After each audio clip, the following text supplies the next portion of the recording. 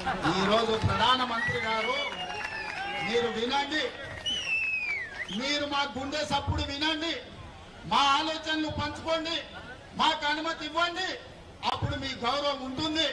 అదే తెలంగాణకు మిమ్మల్ని పిలిచి పార్టీలకు అతీతంగా 10 లక్షల మందితో బహిరంగ సభ ఏర్పాటు చేసి ప్రధానమంత్రిగా మిమ్మల్ని సన్మానించే బాధ్యత నేను తీసుకుంటా. మా రాష్ట్రంలో మాకు అనుమతి ఇవ్వండి, మేము సిద్ధంగా ఉన్నాం అమలు చేయడానికి. చట్టం అధికారం నీ చేతుల్లో ఉంది కదా అని మా మీద ఆధిపత్యం చెలాయించాలని ఆలోచన చేయదు. మా మీద ఆధిపత్యం చెలాయించాలనుకుంటే నిజాంలకు రజాకర్లకు ఏ గతి పట్టిందో మీరు చూసారు. ఉమ్మడి రాష్ట్రంలో ఏం జరిగిందో మీరు చూసారు. తెలంగాణ రాష్ట్రంలో గడీల నుంచి పరిపాలన అందించాల్సిన వాళ్ళు ఇవాళ ఎక్కడున్నాడో చూసారు.